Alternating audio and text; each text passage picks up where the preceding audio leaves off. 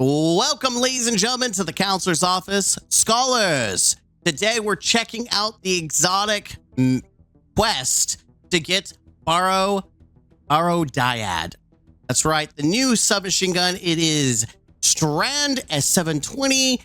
It is very unique, and if you've ever played Warframe, it looks very familiar to several archetypes in that game. But we're not going to judge Bungie right now. No, we're going to be focusing on how can you actually get this, and that's why we're here with our Scholar's Guide.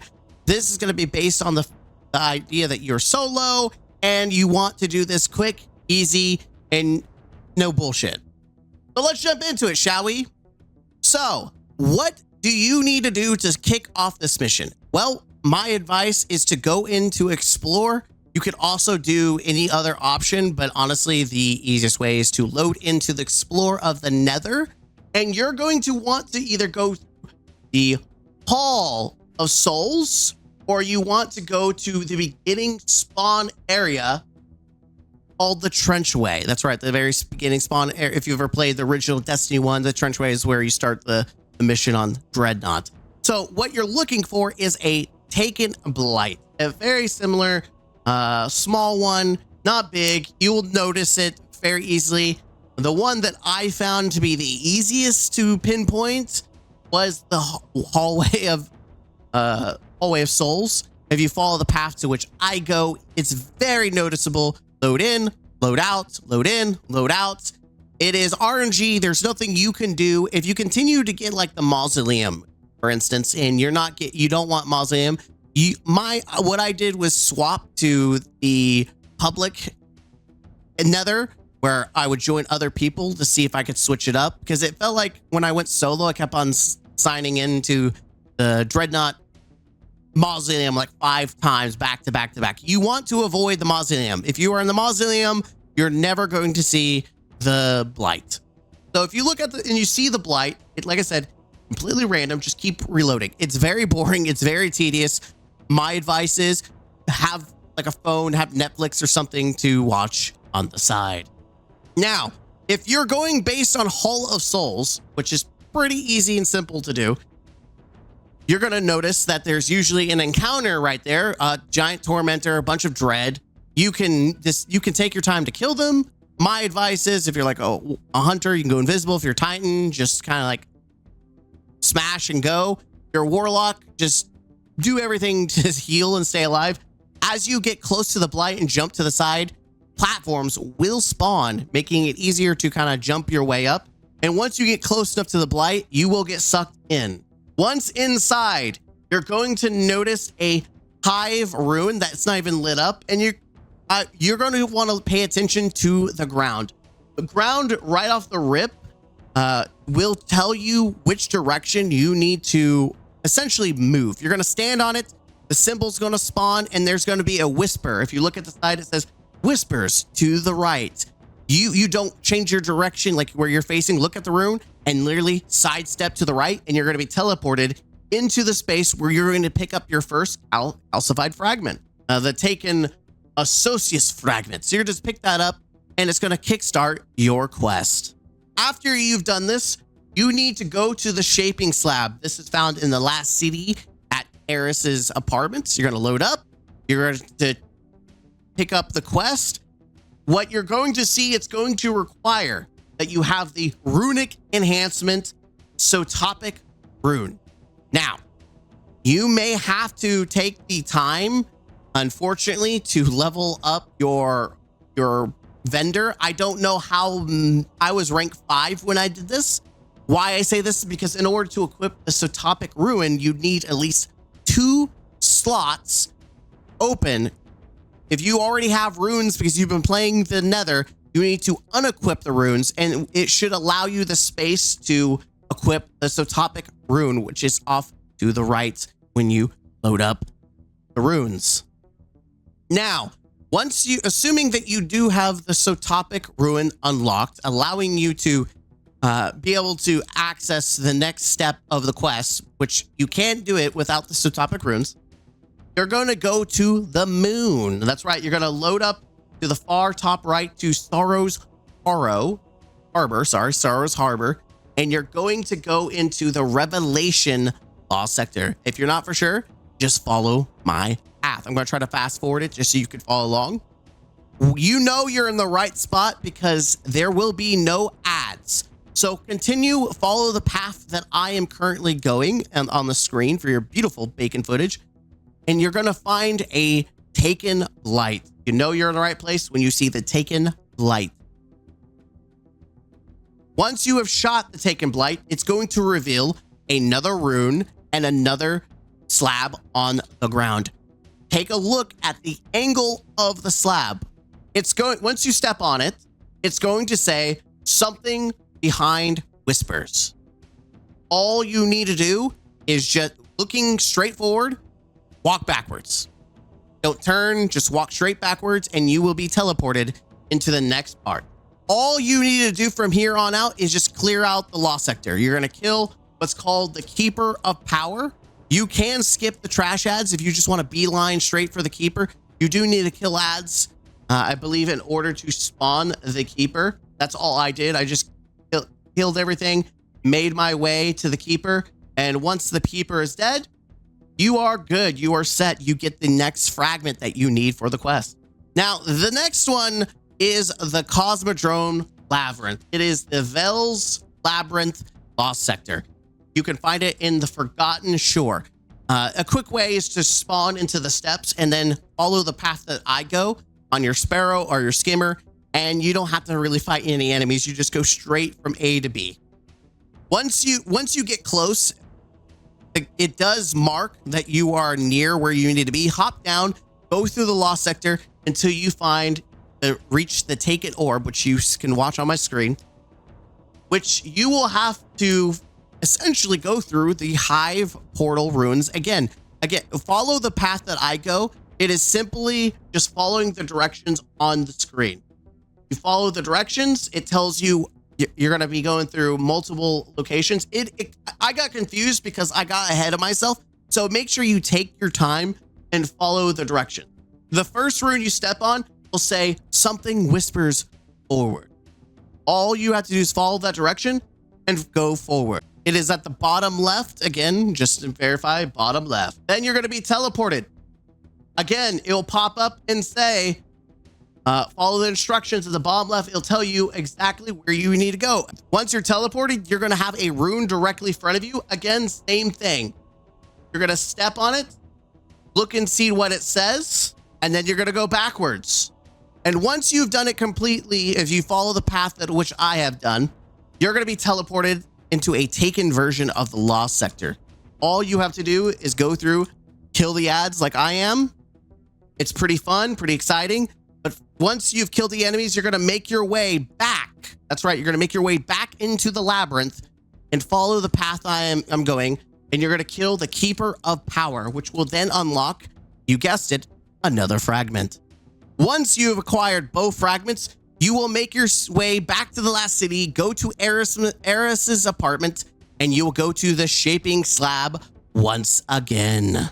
You will get 3 different quests: Curse of Urgency, Curse of Endurance, Curse of Revenge. Curse of Endurance is probably one of the easier ones. All you have to go is go to Sorrow's Harbor, to the Altars of Sorrow. Go and follow the direct where I'm going. It's literally right in the middle of the map, in the front, going towards the Red Hive Fortress. You will know you're in the right place because there will be taken energy, which is not normal. You'll pick up the orb, and all you have to do, even though it does not show you, you're going to fill up an invisible R by killing trash ads. You have a timer to do it, but as long as you're going to where ads are spawning, it will not take long for you to kill the trash ads. Once you have done everything correctly, the timer will disappear. You'll get a notification saying you need to break the curse. Go back to where you grabbed the Taken Blight, and you're going to essentially dunk it and dispel the curse. And if you've done it successfully, that quest will be complete. Next is Curse of Revenge.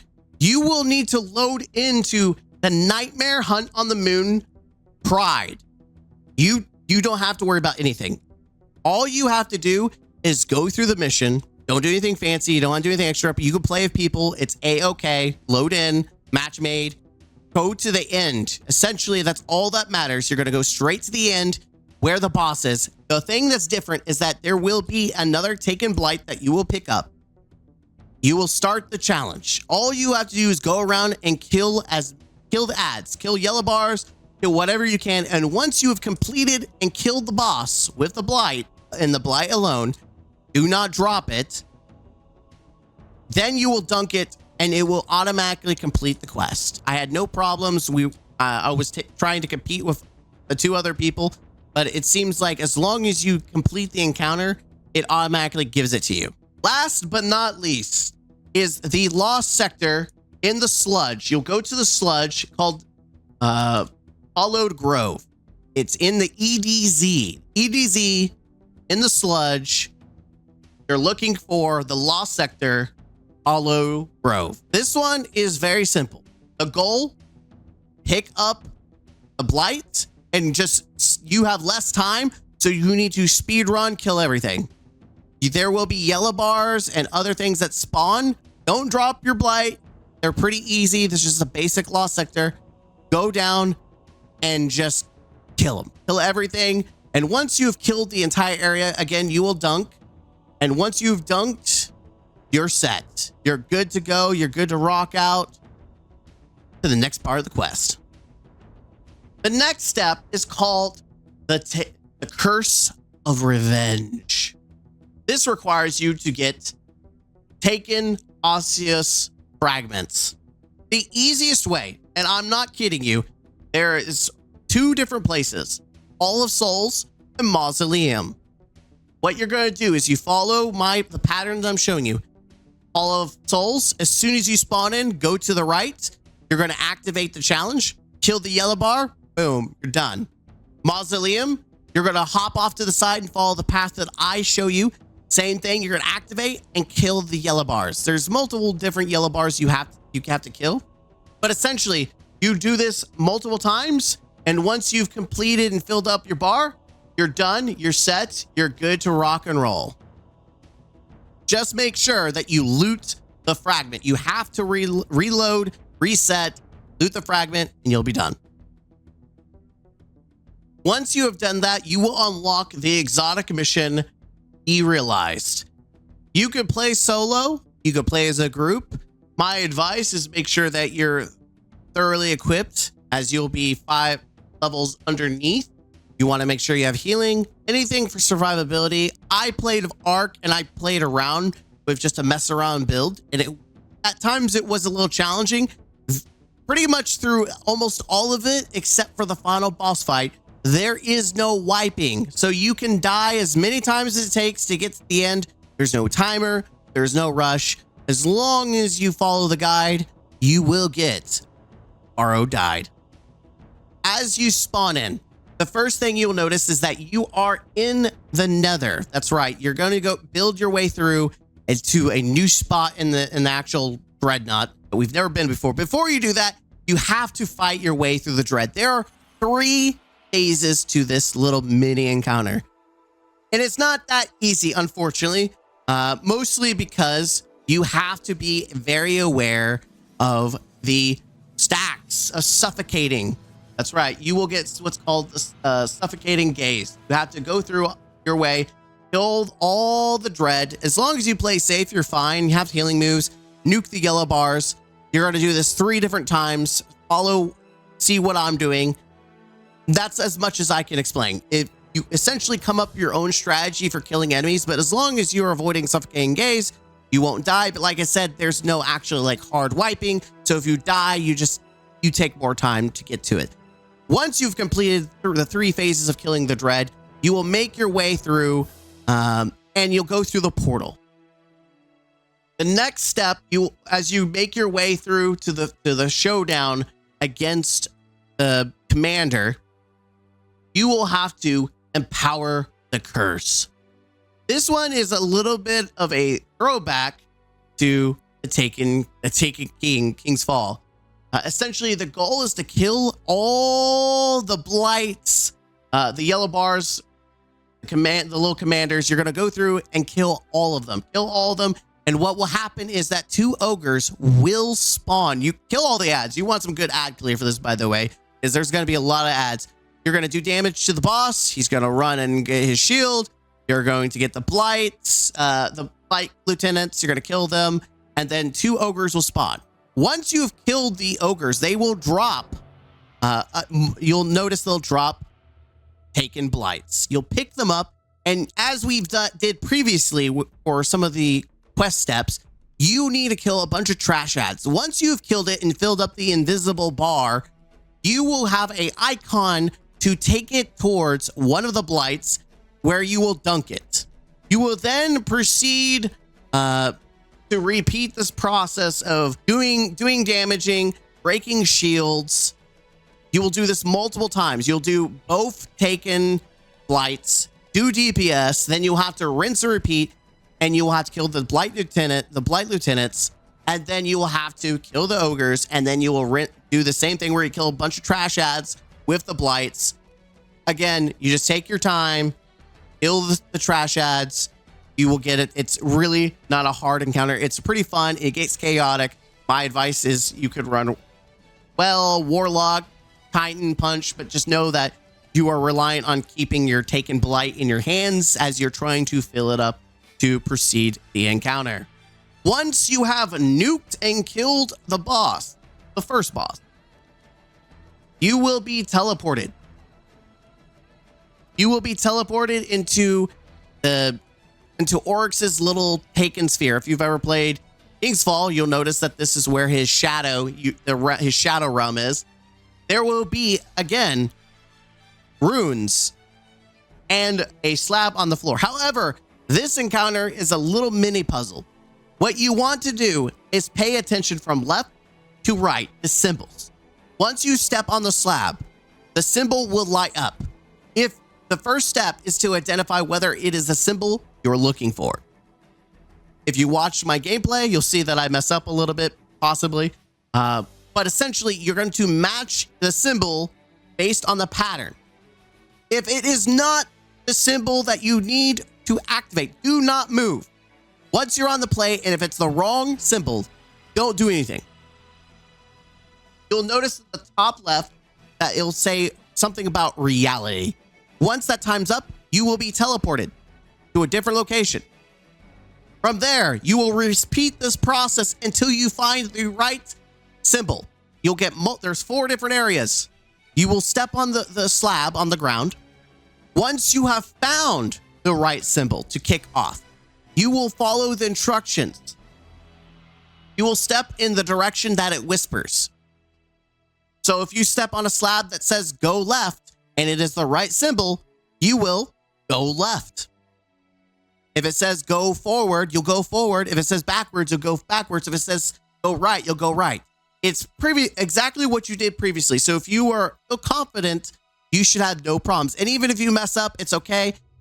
You'll just reset and get the symbols. So you do all 4 symbols. And once you're done, you go to the next phase. In this next phase, all you have to do is climb and make your way through the top of the Dreadnought. Once you get to the checkpoint, you are going to immediately notice that we are in a new part of the Dreadnought that has previously never been seen ever. This is a transversal step, and you will continue to make your way. You can follow the path to which I go now, and I'll try to fast forward it, but follow the path to which I'm going until you get to the part where there is a hive door.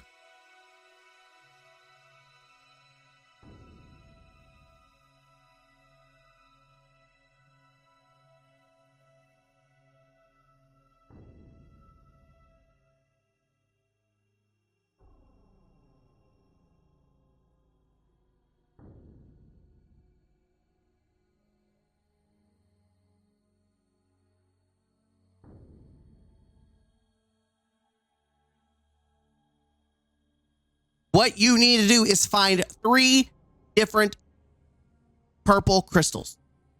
2 will be on one side of the hallway, as shown, and the other will be on the other side. Again, I will try to showcase exactly where to go, because seeing it is easier than just me talking about it. Once you have gotten all 3, you will go back up top through the open passage.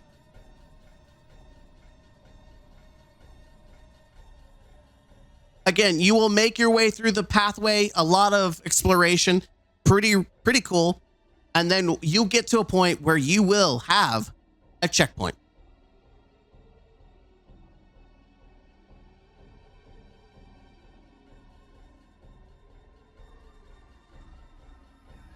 This is the final boss location and the final threat you have to face to get Barrow-dyad. Before the boss fight starts, just going forward will get you your exotic. It's kind of weird. Instead of giving you the exotic after you beat the boss fight, you will actually get the exotic before the boss fight. So you'll get that red border at all, and you can use it for the fights. It seemed like Bungie kind of wanted you to use it. You don't have to in order to complete this fight. At least I didn't think you did. I just used it for the fun of it. You can use other weapons. I'm going to explain this real quick before we actually lose track. You need to have healing of some sorts. There will be a lot of ads and things hitting you constantly. You also need to be hyper aware of the ground, because there is a normal version and then there's the ascendant version of the room. The ascendant version has different taken blight, like floors, in different locations. The base area, the middle is the safest place. When you're in the ascendant realm, the top left and right is usually the safest place and has cover that you can hide and avoid. The only threat you have to be concerned with for the beginning part is the fact that the boss throws fireballs and he scorches the entire ground. So be very mindful of where around you the fire is at so you don't burn to death. This will become a ping pong of back and forth, doing damage to each boss, whittling them down until you get to the point where you are at the final stand against the until you're the final stand of the final boss. You'd only kill one of them. You need to be very mindful because the taken eyes will spawn and give you suffocating.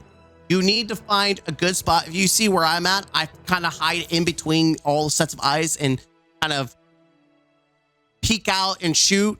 If you're using a better weapon than me, I was using a legendary LMG for the fun of it. But if you're using an actual strong exotic DPS like Queensbreaker, you shouldn't have too much trouble burning the boss.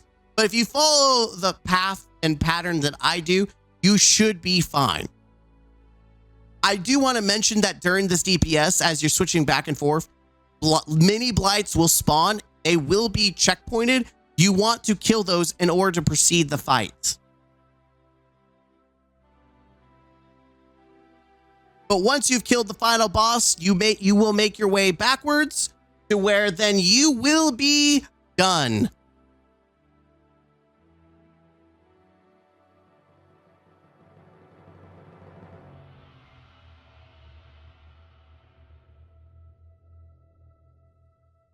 All right, and with that, you have yourself a brand new exotic SMG. Now, there is a quest that will help you unlock the different intrinsics by collecting fragments. I will probably just finish up on another Scholar's Guide on that and show you guys where to go for it, as I'm still doing it. And I believe it's also time gated, so we're not going to be able to get everything immediately. Just know, just as a heads up, that you will need to level up your vendor rank high enough to get what's called the Unbreakable Will Ruin. If you look over here and you check out your runes, check and make sure your reputation is as high as it can be in order to acquire it. As always, hit the like button, comment down below, subscribe to the channel for more. Until next time.